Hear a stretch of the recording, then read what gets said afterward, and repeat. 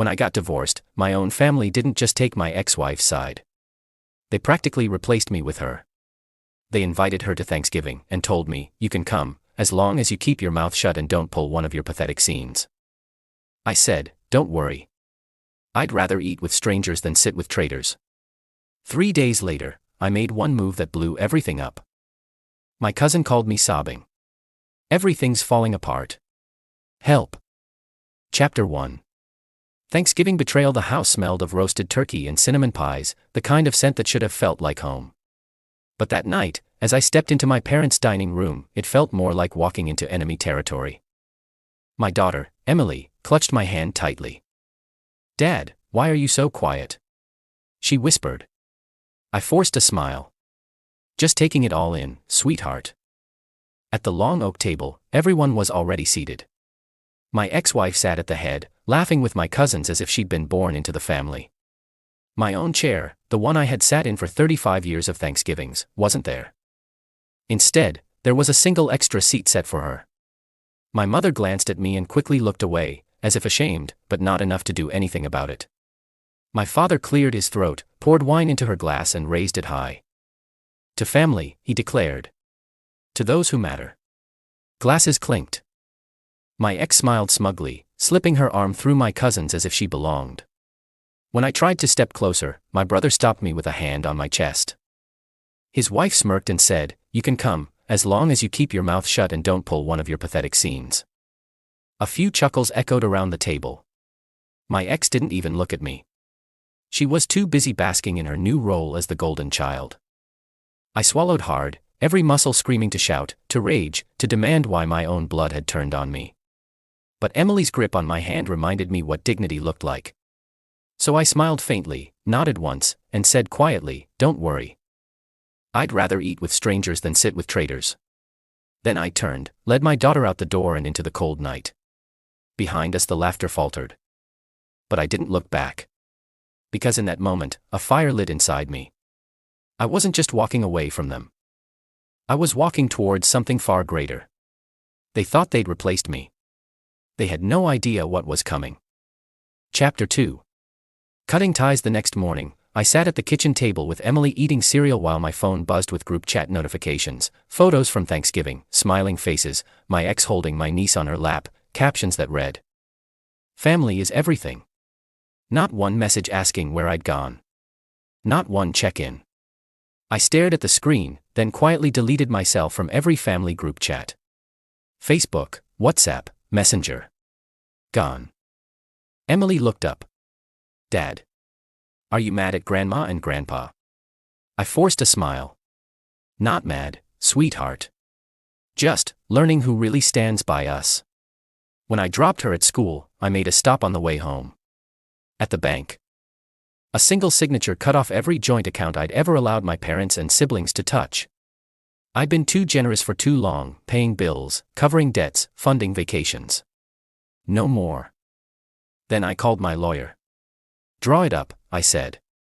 "Draw what up?" he asked. "New wills. New ownership papers. Everything I control is going to bypass my family completely.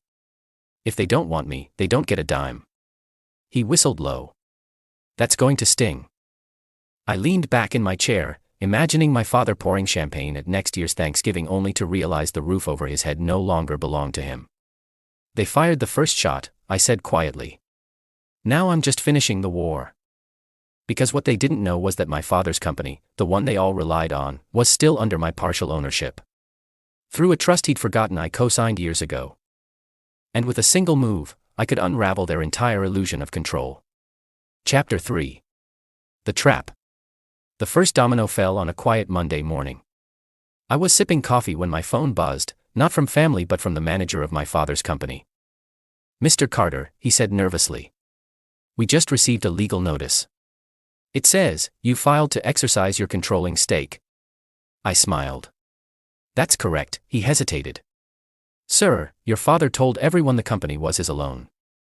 They'll be upset. Then it's time they learned the truth. See, years ago when my father had begged me to invest in his business expansion, I'd quietly taken 35% ownership, held through a trust in my daughter's name. He dismissed it as legal jargon. But it wasn't. It was leverage. And now, by activating my rights, every major decision, from payroll to property sales, needed my signature. By noon, my sister had texted, "Sister, what the hell are you doing?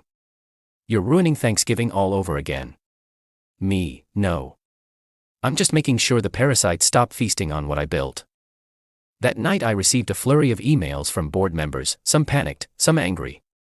My father's empire had cracks and the news of my sudden authority spread like wildfire. But I wasn't done. Not yet. I called my cousin, the one who'd smirked at Thanksgiving as my ex-wife took my place at the table. He worked in accounting for the company. "Pull everything," I told him. "Every shady loan, every unauthorized payout, every personal expense they've buried in the books. If they want to play family against me, let's see how the shareholders feel when the skeletons come tumbling out." He hesitated. "That could sink the whole company." "Exactly," I said coldly. "Let them watch everything they stole burn to ash." Because this wasn't just about revenge anymore. This was about teaching them what it felt like to be betrayed by the people you trusted most. And soon, the entire family would be begging for the seat at the table they once denied me. Chapter 4. The collapse at the dinner table. Sunday dinner at my parents' house used to mean laughter, stories, and my mother's roast chicken. Now it felt like walking into enemy territory. I arrived late on purpose. My ex-wife's car was already parked in the driveway, and through the window I could see her laughing at the table with my family. My family. Like she belonged there. When I stepped inside, the room fell quiet for a beat before my father barked, "If you're here to cause drama, leave." I smiled calmly and sat down. "Relax. I won't be long." My sister crossed her arms. "Good.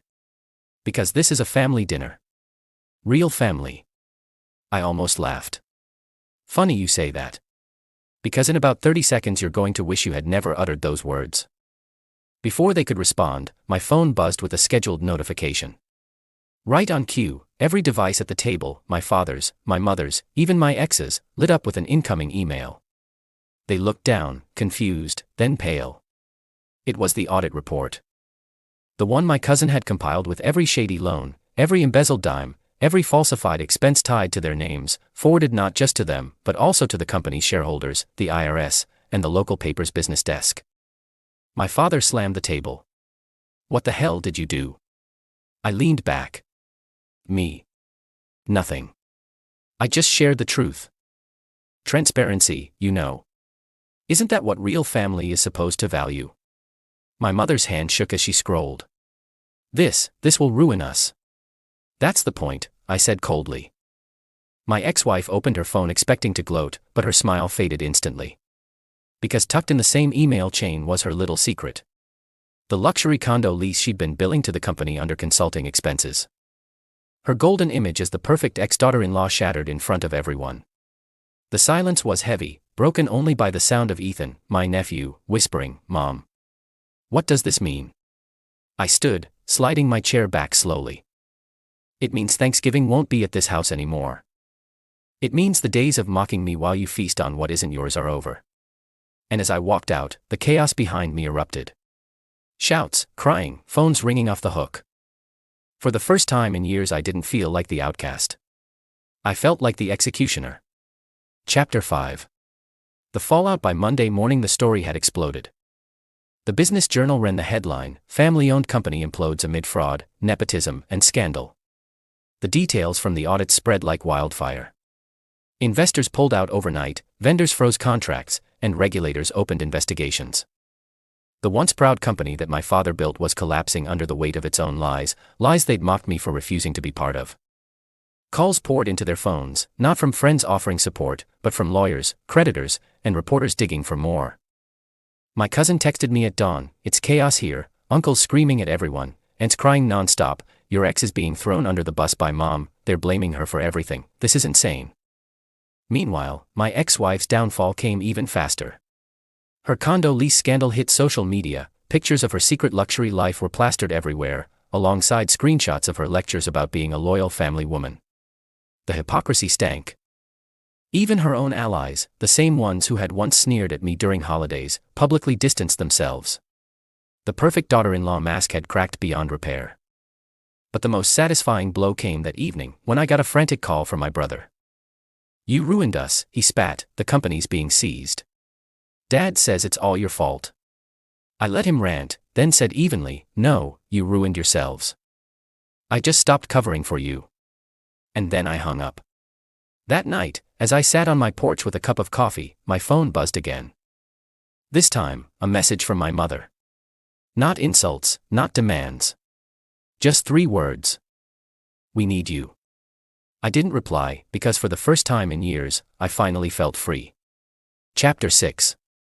The final lesson. 3 weeks later, the dust had settled. The company was gone, the properties repossessed, and the family name, once flaunted at every country club dinner, now whispered like a curse. My ex-wife had vanished from social media, my brother was facing lawsuits, my parents avoided the neighbors by sneaking out at night. But me. I was finally free of them. One evening, my daughter came over with takeout. She had been the only one who never judged me, the only one who saw through their poison. We sat on the porch, sharing dumplings, when she said quietly, "Dad, I'm glad you walked away when you did. They always made you look weak, but you were the only strong one." Her words hit me harder than any applause from strangers ever could. Because in that moment I realized something important. Revenge hadn't just been about destroying them. It was about reclaiming myself. About refusing to sit at a table where I wasn't respected. About teaching my daughter, and myself, that silence isn't weakness. It's strategy. I had left their house empty-handed. Now they were the ones empty. And me. I had peace, dignity, and the satisfaction of knowing they'd never recover from the lesson I left behind. When you betray the one person who covered for you, don't be surprised when he stops and lets the world see who you really are. I raised my glass of tea to the night sky and whispered, "To freedom." For the first time in years, it felt like a real toast. Epilogue. The long game. A year later, I was sitting in a quiet cafe, reviewing a new project proposal. Business was going well. Better than ever, actually. Without the constant weight of family politics and betrayal, I had space to grow, think, and build. That's when my cousin, the same one who once called me sobbing when everything collapsed, walked in. He looked nervous, carrying a coffee he hadn't touched. He slid into the seat across from me and whispered, "They still talk about you, you know. They say you ruined them. They say you destroyed the family." I smiled faintly. "Funny. I say they destroyed themselves. I just stepped out of the way." He looked at me, eyes wide, then nodded slowly. "You know, I think you're right. They needed someone to blame because facing the truth was too hard." I leaned back in my chair, my voice calm. Blame is easy. Responsibility is harder. They never learned the difference. And that's why they lost. As he left, I sat with that thought. Because deep down, I knew my true revenge wasn't just that they lost money, houses, and status. It was that they'd spend the rest of their lives haunted by the fact that the person they mocked, rejected, and betrayed was the one who came out whole. And me. I wasn't just whole. I was free. Was this revenge perfectly justified? Tell us what you have to think about this story in the comments below. Like the story. If you think this story is justified, share it with someone who needs this energy.